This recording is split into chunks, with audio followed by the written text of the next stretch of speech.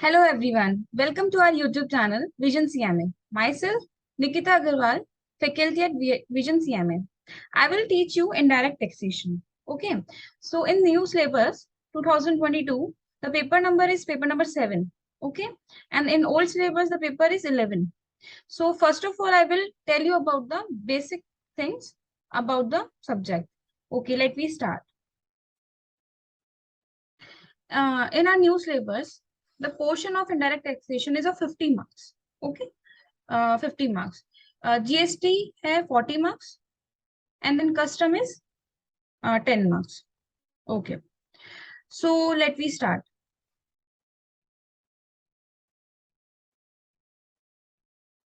Okay, अपन basic से start करेंगे। Indirect taxation क्या होता है वो समझने के लिए अपन को सबसे पहले समझना पड़ेगा कि टैक्स क्या होता है। टैक्स क्या है? Tax is a compulsory extortion of money under any law.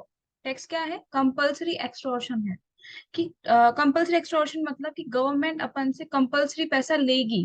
कोई भी अपन इनकम अर्न कर रहे हैं या कुछ भी अपन चीज खरीद रहे हैं, बेच रहे हैं, जो भी है उस पर अपन को टैक्स देना पड़ता है। तो कंपल्सरी एक्सटॉर्शन ऑफ मनी, ठीक है, compulsory extortion of money under any law, ये लॉ में स्टैब्लिश लिखा हुआ है। ठीक है, कोई भी चीज मतलब अगर अपन गवर्नमेंट अपन से कुछ ले रही है, अपन दे रही है, वो सब चीज लॉ में है, लिखी हुई है। तो क्या है टैक्स? क्या है tax? Is a compulsory extortion of money under any law. Okay, tax are divided into two parts, direct tax and indirect tax. ठीक है, डायरेक्ट टैक्स क्या होता है? Impact and incidence of tax on same person. कि मतलब कि किसी पे टैक्स का बर्डन आया कि इसको टैक्स पे करना है। ठीक है, तो जिस पे बर्डन आया वो ही पे करेगा, मतलब इंसिडेंस ऑफ टैक्स और इम्पैक्ट ऑफ जो टैक्स है ना वो सेम पर्सन पे रहेगा। दूसरी तरफ अपन इनडायरेक्ट टैक्स देखते हैं, उसमें क्या होता है कि इम्पैक्ट और इंसिडेंस ऑफ टैक्स होता है वो डिफरेंट पर्सन पे होता है। मतलब जो बर्डन और सफर ऑफ टैक्सेस होता है ना वो डिफरेंट पर्सन पे होता है। मतलब मैं आपको एग्जांपल से समझाऊंगी। इसका एग्जांपल इनकम टैक्स है, इसका गुड्स एंड सर्विसेज टैक्स। ठीक है, अपन एक एग्जांपल से बात करते हैं। Let assume mister A, he is a supplier of services या सप्लायर ऑफ गुड्स। ओके,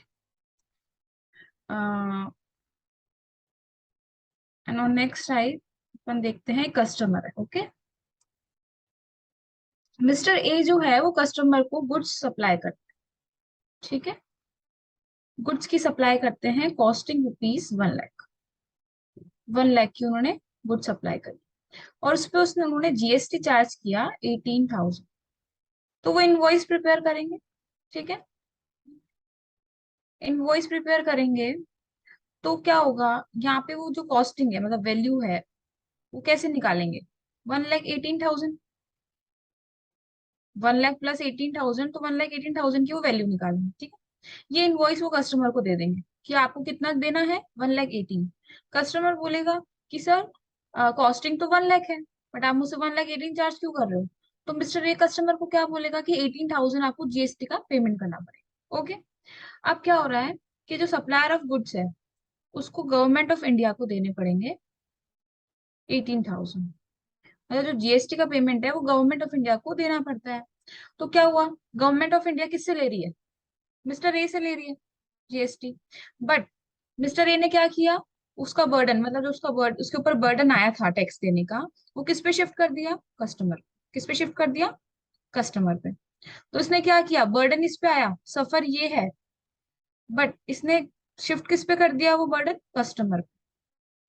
इसका मतलब क्या हुआ, इम्पैक्ट और इंसिडेंस ऑफ टैक्स है वो दोनों डिफरेंट डिफरेंट पर्सन पे हो गए।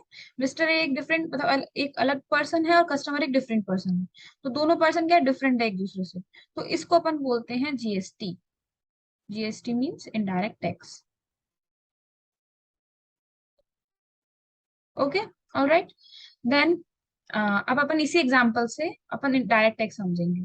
फॉर एग्जांपल मिस्टर ए ने अपना एक पीएनएल मेंटेन किया, मतलब उनके अकाउंटेंट ने या किसी ने भी एक पीएनएल मेंटेन किया, या उन्होंने सेल्स लिखी 1 लाख बिकॉज उनकी सेल्स तो 1 लाख हुई है। ठीक है, या फिर ओवरऑल सेल्स मान लो 5 लाख हुई। अपन इसका नहीं देख रहे, अपन ओवरऑल देख रहे हैं ना।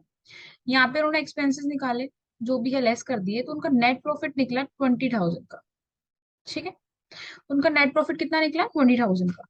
तो अब ये 20,000 किसने अर्न करिए अर्न करे?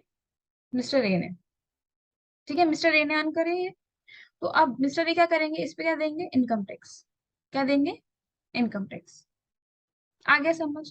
इसका मतलब क्या हुआ कि उन्होंने जो गुड्स को सप्लाई किया कस्टमर को, उस पे तो उन्होंने 18,000 जीएसटी का पेमेंट किया। किसको किया, गवर्नमेंट ऑफ इंडिया को।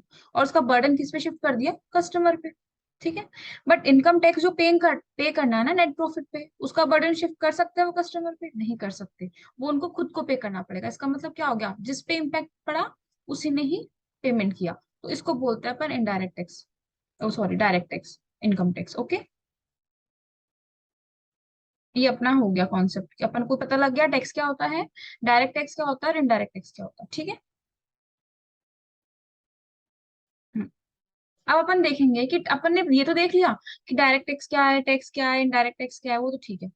बट अब देखो, जो टैक्स का स्ट्रक्चर है पूरा, ये जो टैक्स का स्ट्रक्चर है, वो कौन देखता है, मिनिस्ट्री ऑफ फाइनेंस। कौन देखता है, मिनिस्ट्री ऑफ फाइनेंस। और मिनिस्ट्री ऑफ फाइनेंस ने क्या बना रखा है, डिपार्टमेंट बना रखा है, डिपार्टमेंट ऑफ रेवेन्यू। क्या बना रखा है, department of revenue. Department of revenue क्या करता है, डायरेक्ट टैक्स भी कलेक्ट करता है और इनडायरेक्ट टैक्स भी कलेक्ट करता है। ठीक है। तो अब मिनिस्ट्री ऑफ फाइनेंस ने सोचा है यार कि मैं अकेला कितना काम करूंगा, तो मुझे एक डिपार्टमेंट बनाना चाहिए, एक सेपरेट डिपार्टमेंट। तो डिपार्टमेंट ऑफ रेवेन्यू बनाया और वो डायरेक्ट टैक्स और इनडायरेक्ट टैक्स दोनों कलेक्ट करता है। डिपार्टमेंट ऑफ रेवेन्यू ने भी दो अथॉरिटी बना दी, इसके लिए बना दी CBDT, central board of direct tax. इसके लिए बना दी CBIC, central board of indirect tax and custom. ठीक है। ये दो अथॉरिटी बना दी जो इनका इनको देखेगी, मतलब ये काम सही से कर रहे हैं नहीं कर रहे, ठीक है, कलेक्शन हो रहा है नहीं हो रहा। ठीक है, ये अपन ने एक पूरा स्ट्रक्चर देख लिया टैक्स का कि कैसे टैक्स कलेक्ट होता है गवर्नमेंट के थ्रू। अब अपन पढ़ेंगे आर्टिकल 265। आर्टिकल 265 क्या बोलता है, देखो, no tax shall be levied and collected unless any authority given by law. कोई भी टैक्स कलेक्ट नहीं हो सकता, लेवी नहीं हो सकता, जब तक कोई लॉ की अथॉरिटी में प्रोवाइडेड नहीं है, लिखा हुआ नहीं है। ठीक है।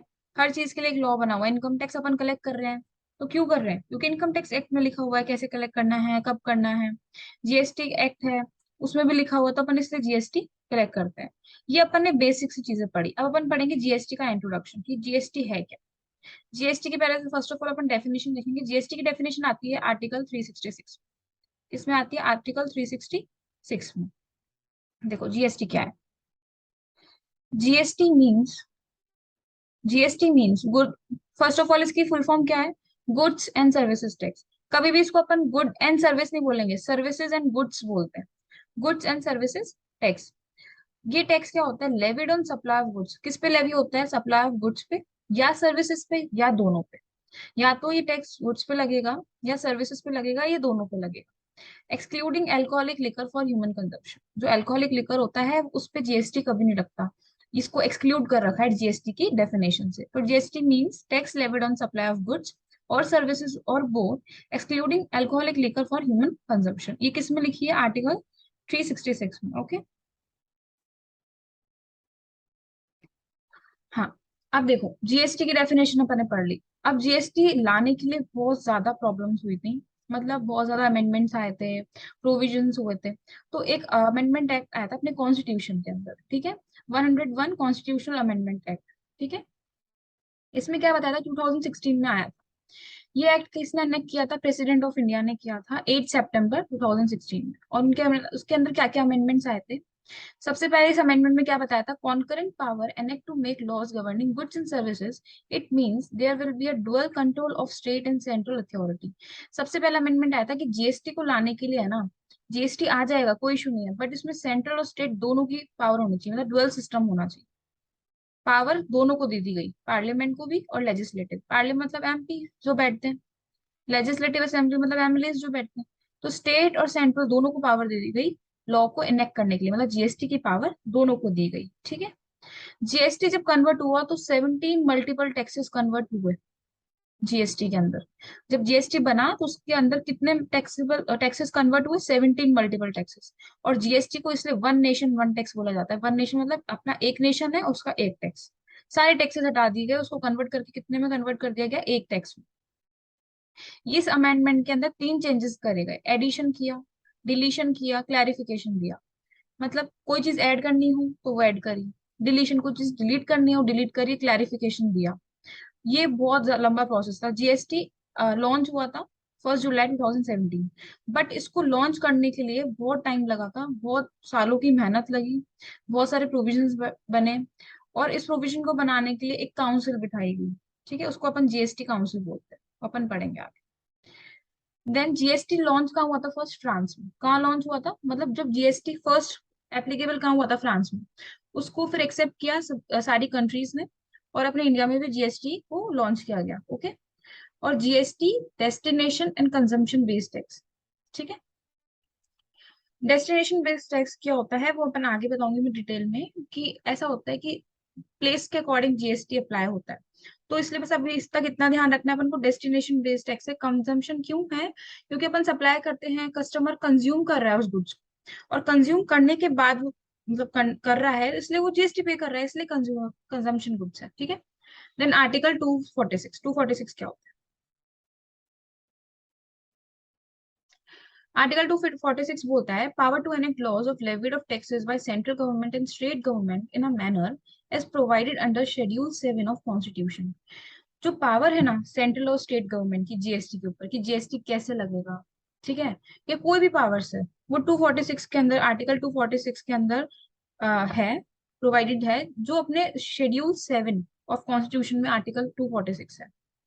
तो ये शेड्यूल 7 क्या बताता है? 3 लिस्ट बताता है, union list, state list, concurrent list. Union list होती है पूरे सेंट्रल के अंडर में, जितनी भी सेंट्रल की पावर है वो किस में आएगी? यूनियन लिस्ट में। स्टेट लिस्ट में क्या आती है? स्टेट गवर्नमेंट की पावर्स, और कॉन्करेंट में बोथ, स्टेट की भी होती है, जो कंबाइंड पावर्स होती है, state government and central government दोनों की पावर्स आती है। ठीक है। ये तो होता है 246। Then article 246A। इसने तीन मतलब मैंने पॉइंट्स में लिखा है, बट इसमें क्या क्या मैं देखू है। Power to make law with respect to goods and services. जो भी गुड्स एंड सर्विसेज के रिलेटेड पावर्स हैं वो 246A में बताई गई। सेंट्रल और स्टेट गवर्नमेंट को पावर ग्रांट की गई to make laws with respect of GST, कि वो लॉज बना सकते हैं जीएसटी के रिस्पेक्ट। और सेंट्रल गवर्नमेंट को एक्सक्लूसिव पावर दी गई in respect of inter state supply. Inter state supply मैं बताऊंगी क्या होती है। तो बस अभी 246A में इतना पढ़ना है अपन को, कि लॉज बनाए गए, सेंट्रल और स्टेट गवर्नमेंट को अथॉरिटी दी गई कि वो जीएसटी के रिगार्डिंग लॉज बना सकते हैं, और सेंट्रल गवर्नमेंट को एक्सक्लूसिव पावर दी गई इंटरस्टेट सप्लाई में। ठीक है। हाँ, अब अपन पढ़ेंगे सप्लाई 2 टाइप्स की होती है, एक तो इंट्रास्टेट, एक इंटरस्टेट। इंटरस्टेट सप्लाई क्या होता है? When location of supplier and place of supplier with in same UT and state. जैसे फॉर एग्जांपल, ये मिस्टर एक्स और ये मिस्टर वाई है। ठीक है। ये है जयपुर में, और ये है अलवर में। दोनों का स्टेट सेम है, राजस्थान। ठीक है। दोनों का स्टेट सेम है, राजस्थान। अब मिस्टर ए गुड सप्लाई कर रहे हैं मिस्टर वाई, तो सप्लाई हो रही है, तो ये क्या है? Location of supplier. ये सप्लायर है, मिस्टर एक्स क्या है? सप्लायर। तो लोकेशन ऑफ सप्लायर जयपुर में है। और ये क्या है? Place of supply. Place of supply क्या होती है? जहां गुड्स जा रहा है ना। तो ये दोनों जब सेम स्टेट में है, ये दोनों क्या है? सेम स्टेट में। प्लेस ऑफ सप्लाई भी और लोकेशन ऑफ सप्लायर भी सेम स्टेट में, किसमें? राजस्थान में। ठीक है। तो इसका मतलब क्या है? ये कौन सी सप्लाई हो गई? Intra state supply. कौन सी सप्लाई हो गई? Intra state supply. आ गया समझ? अब अपन इंटर स्टेट सप्लाई समझते हैं। अब यही एग्जांपल को अपन रिपीट करते हैं, इसमें थोड़ा चेंजेस कर देंगे। मिस्टर एक्स है और मिस्टर वाई है। मिस्टर एक्स रहते हैं जयपुर राजस्थान, और ये रहते हैं मुंबई। ये कहाँ है? महाराष्ट्र। दोनों का स्टेट सेम अलग अलग हो गया। ठीक है। दोनों का स्टेट अलग अलग हो गया, डिफरेंट स्टेट। इनका स्टेट कौन सा है? राजस्थान। इनका कौन सा है? महाराष्ट्र। ठीक है। इन्होंने गुड सप्लाई करे। ठीक है। तो location of supplier, location of supplier क्या है? राजस्थान। प्लेस ऑफ सप्लाई क्या है? महाराष्ट्र। दोनों के स्टेट क्या है? डिफरेंट है। तो इसको अपन बोलेंगे इंटरस्टेट सप्लाई। अब आगे इंटरस्टेट सप्लाई क्या होती है, तो गवर्नमेंट, सेंट्रल गवर्नमेंट को इंटरस्टेट सप्लाई के ऊपर एक्सक्लूसिव पावर दे रखी है, वो आर्टिकल 246A बोलता है। ठीक है, अपन ने इंटर और इंटरस्टेट दोनों पढ़ लिए हैं, क्या होता है एक बार डेफिनेशन देखेंगे। When location of supplier and place of supply with in same state, उसमें क्या होता है intrastate supply. And when location of supplier and place of supply in different state, उसको बोलते हैं अपन इंटरस्टेट सप्लाई। जब इंटरस्टेट होती है तो क्या होता है, सीजीएसटी लगता है और एसजीएसटी लगता है, ये तो लगता है स्टेट में। और यूटीजीएसटी और सीजीएसटी लगेगा यूनियन टेरिटरी में। अगर कोई यूनियन टेरिटरी होगी तो वहां पे सीजीएसटी और यूटीजीएसटी लगेगा, और कोई स्टेट होगी तो वहां पे सीजीएसटी और एसजीएसटी लगेगा। ठीक है, और इंटर स्टेट सप्लाई होती है तो आईजीएसटी लगता है। अपन इसके बारे में डिटेल में पढ़ेंगे, अपन अभी बेसिक्स पढ़ रहे हैं। जो सीजीएसटी होता है वो क्या होता है, जैसे जीएसटी में 5 एक्ट्स बने हुए, CGST act, SGST act, UTGST act, IGST act और GST compensation cess act. CGST क्या होता है, central goods and services tax, जो सेंट्रल का टैक्स होता है, जो जीएसटी सेंट्रल के पास जा रहा है, सेंट्रल की रेवेन्यू है। एसजीएसटी एक्ट क्या होता है, जो स्टेट की रेवेन्यू है, state goods and services tax. UTGST जो यूनियन टेरिटरी की रेवेन्यू है, दिल्ली, चंडीगढ़, अंडमान निकोबार, लक्षद्वीप, ये सारी यूनियन टेरिटरीज हैं, तो उनकी जो रेवेन्यू है उसके लिए एक्ट बना हुआ है union territory goods and services act. IGST क्या होता है, इंटीग्रेटेड गुड्स एंड सर्विसेज। अब तुम बोलोगे कि ये inter goods and services tax क्यों नहीं, इंटीग्रेटेड क्यों है? इंटीग्रेटेड क्यों है ये अपन डिटेल में पढ़ेंगे आगे, बट मैं आपको बता दूं कि जब आईजीएसटी होता है ना, वो दोनों में डिस्ट्रीब्यूट होता है, स्टेट में भी होता है और सेंट्रल गवर्नमेंट में भी होता है, इसलिए इसको integrated goods and services tax बोला जाता है। ये मैं आगे बताऊंगी कि स्टेट और सेंट्रल में कैसे डिस्ट्रीब्यूट होता है। ओके, हाँ। जीएसटी कंपनसेशन सेस एक्ट क्या होता है, जो टैक्स है वो बेसिक इनकम्स पे लगता है, बेसिक चीज होता है। ठीक है, बेसिक इनकम हो गई, बेसिक थिंग्स हो गई। जो सेस है वो स्पेसिफिक इनकम पे लगता है। किस पे लगता है, specific, special. For example tobacco, tobacco पे जीएसटी तो लगेगा ही लगेगा, साथ में सेस भी लगेगा। ठीक है, जो सोशल गुड्स हैं उन पे लगता है सेस। ठीक है, सिगरेट्स हो गई। दूसरी तरफ लग्जरी गुड्स जो होते हैं, जो लग्जरी गुड्स होते हैं उन पे भी सेस लगता है। तो सेस दो चीजों पे लगता है, एक तो लग्जरी गुड्स, एक सोशल गुड्स। ठीक है, अब हम पढ़ेंगे जीएसटी काउंसिल। जीएसटी काउंसिल किस में आती है, आर्टिकल 279 ए में। आर्टिकल 279 ए में। ये कब कॉन्स्टिट्यूट हुई थी, 15 सितंबर 2016, और प्रेसिडेंट ने इसको कॉन्स्टिट्यूट किया था।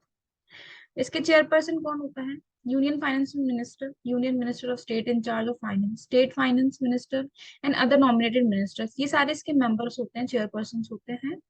इसको प्रेसिडेंट ने कॉन्स्टिट्यूट किया था, कब किया था, 15 सितंबर 2016 में। और कौन से आर्टिकल में होता है ये, 279A।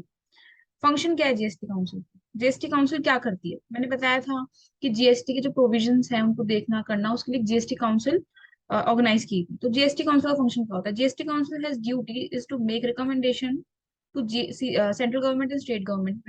रिकमेंड करती है मतलब ये एडवाइस देती है, बताती है कि क्या चीज सही है इस टैक्स को लेकर, क्या चीज गलत है, किसको, सेंट्रल और स्टेट गवर्नमेंट को। क्या क्या बताती है, टैक्स रेट के बारे में, कि टैक्स रेट कितनी किस पे क्या रहनी चाहिए, एग्जाम्पशन किस किस को मिलनी चाहिए, कौन कौन सी सप्लाईज को मिलनी चाहिए, थ्रेशोल्ड लिमिट क्या है, मतलब गुड सप्लाई गुड्स के लिए, जो सप्लायर गुड्स हैं उनके लिए थ्रेशोल्ड लिमिट क्या रहनी चाहिए, सर्विसेज के लिए क्या रहनी चाहिए। कोई भी डिस्प्यूट होता है उसको रिजोल्व करते हैं। ठीक है, it ensure harmonisation on different aspects between, कोई भी सेंट्रल और स्टेट के बीच में हार्मोनाइजेशन मेंटेन करना है, कोई डिस्प्यूट सॉल्व करना है, तो सब कौन करती है, जीएसटी काउंसिल। 5 ऐसे प्रोडक्ट है जिन पे जीएसटी एप्लीकेबल अभी तक नहीं होता है, इन पे एक्साइज ड्यूटी लगती है। ठीक है, लेकिन अगर जीएसटी काउंसिल रिकमेंडेशन देगी तो इन पांचों पे भी लग जाएगा। अगर इन पांचों पे जीएसटी लग गया तो कोई ड्यूटी नहीं लगेगी, फिर ड्यूटी नहीं लगेगी अगर जीएसटी लगता है। कौन कौन सी 5 सप्लाईज है, crude, motor spirit, high speed diesel, ये प्रोडक्ट है ना, टर्बिन फ्यूल, नेचुरल गैस, इन पांचों पे क्या लगता नहीं है, जीएसटी नहीं लगता। From the date when GST is impose, जिस दिन जीएसटी लग जाएगा on this product, then no excise duty will be impose on this product. ये जीएसटी काउंसिल रिकमेंड करेगी तभी होगा। देन जीएसटी एन क्या होता है, ये जो मैं आपको टॉपिक्स पढ़ा रही हूँ ये इंपॉर्टेंट टॉपिक्स है, जो मतलब अपने बहुत ज्यादा कवरेज कवर करती हैं। तो अपन को ये है कि जो मैंने बेसिक्स आपको पढ़ाए हैं ये आपका पूरा फर्स्ट स्टडी नोट जो फर्स्ट है वो पूरा कवर करती है, इसमें जीएसटी का पूरा इंट्रोडक्शन आ गया। ओके। जीएसटीएन। जीएसटीएन क्या होता है? Goods and services tax network. ये प्राइवेट कंपनी है, एक नाउन जो जीएसटी को संभालता है ना पूरा। भाई जीएसटी अपन ने पढ़ लिया, जीएसटी कैसे होगा, पेमेंट कौन करेगा, क्यों करेगा, सब अपन ने पढ़ लिया। बट इसको पूरा कंट्रोल करने के लिए एक सिस्टम चाहिए। तो उस सिस्टम को क्या बोलते हैं? Goods and services tax network. ये बैकबोन है जीएसटी की।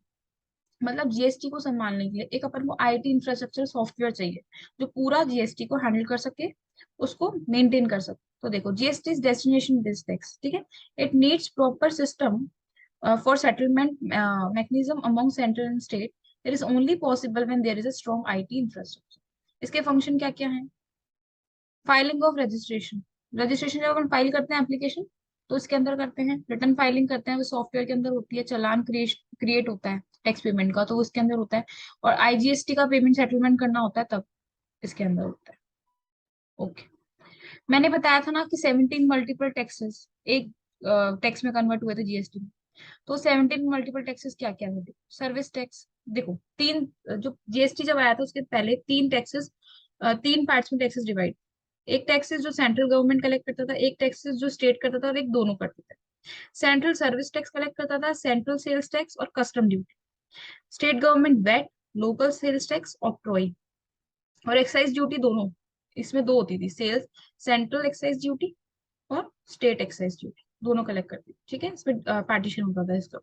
तो इन सारे इसके अंदर ही 17 मल्टीपल टैक्सेस अलग अलग नाम से इंक्लूड। इन सबको किस में कन्वर्ट कर दिया? एक टैक्स में, GST. One nation one tax and one market, ठीक है। देन डायरेक्ट और इनडायरेक्ट टैक्स के बीच में मैंने डिफरेंस बताया था, उसको मैंने एक डिफरेंशिएट समरी के प्रोपोर्शन में आपको मैंने दिया। जैसे fair of tax and suffer of tax are same, मतलब ऑन सेम पर्सन। जो फेयर ऑफ टैक्स है, जो पेमेंट करेगा और जिसपे बर्डन आएगा वो सेम होगा। जो पेमेंट करेगा और जिसपे बर्डन आएगा वो डिफरेंट पर्सन होंगे, मैंने बताया था आपको, ठीक है। डायरेक्ट टैक्स क्या होता है? इनकम बेस्ड टैक्स होता है, ये सप्लाई बेस्ड टैक्स होता है। इसकी रेट्स डिफरेंट होती है पर्सन टू पर्सन। वो आप डायरेक्ट टैक्स के अंदर पढ़ेंगे कि पर्सन टू पर्सन टैक्सेस कैसे डिफरेंट होती है, रेट्स कैसे डिफरेंट होती है। इसके अंदर रेट्स एंड ड्यूटीज सेम रहती है सारे पर्सन के लिए, ठीक है। इसमें प्रीवियस ईयर की जो इनकम है वो असेस्ड होती है असेसमेंट ईयर में, ठीक है। इसमें कोई प्रीवियस ईयर और असेसमेंट ईयर का कोई सिस्टम नहीं है। इसकी अथॉरिटी क्या है? Central board of direct tax, मैंने बताया था। एंड सेंट्रल इसकी अथॉरिटी क्या है? Central board of indirect tax and custom, CBIC. ये अपन ने इसका डिफरेंशिएट कर लिया। तो अपन ने ये पूरा बेसिक खत्म किया है जीएसटी का। ये मैंने स्टडी नोट पूरा, जो स्टडी नोट वन है आपका, जो स्टार्टिंग का पार्ट है मॉड्यूल का, वो मैंने पूरा कवर कर लिया। दूसरी चीज मैं ये बोलना चाहूंगी कि आपको अगर ये नोट्स चाहिए तो यूट्यूब जो लिंक है नीचे सब्सक्रिप्शन में, जो डिस्क्रिप्शन बॉक्स है उसमें आपको ये नोट्स मिल जाएंगे। और आपको कोई भी हेल्प चाहिए, कोई भी क्वायरी हो तो आप कांटेक्ट कर सकते हैं। डिस्क्रिप्शन बॉक्स में आपको लिंक है अवेलेबल। और मैं एक पर्सनल एक्सपीरियंस एक बात बोलना चाहूंगी कि कभी भी आप कोई भी सब्जेक्ट पढ़ते हैं तो मॉड्यूल की हेल्प लीजिए प्लीज। अगर आप मॉड्यूल में से पढ़ेंगे तो आपको कोई भी रेफरेंसेस की जरूरत नहीं है। मॉड्यूल मैंने भी नोट्स प्रिपेयर करे आप लोगों के लिए, तो मैंने मॉड्यूल ही रेफर किया है। मॉड्यूल बेस्ट है, अपने इंस्टीट्यूट ने इतना अच्छा स्टडी मटेरियल प्रोवाइड किया है, तो आप उसको प्लीज अच्छे से पढ़िए। और स्पेशली इनडायरेक्ट टैक्सेशन में तो मॉड्यूल मस्ट है। आप सारे क्वेश्चंस कीजिए। मेरी मतलब मैं आप जब आपकी क्लासेस लूंगी, टॉपिक्स पढ़ाऊंगी, तो उस टॉपिक को कवर होने के बाद जब आप उसके क्वेश्चंस करोगे तो आपसे वो इजीली हो जाएंगे। बाकी मैं एक दो क्वेश्चंस आपको यहाँ पे भी करवाऊंगी, एग्जाम्पल्स जो भी है टॉपिक के बाद। आज मैंने आपको बेसिक पढ़ाया, टैक्स क्या होता है, डायरेक्ट टैक्स क्या होता है, इनडायरेक्ट टैक्स क्या होता है, उनके बीच में डिफरेंस क्या होता है। जीएसटी काउंसिल बताया मैंने, जीएसटीएन बताया। ये सारी बेसिक्स हैं जो अपन को पता होनी चाहिए। Thank you so much. That's it, आज के लिए इतना काफी है। एंड प्लीज चैनल को सब्सक्राइब करें, लाइक करें, शेयर करें।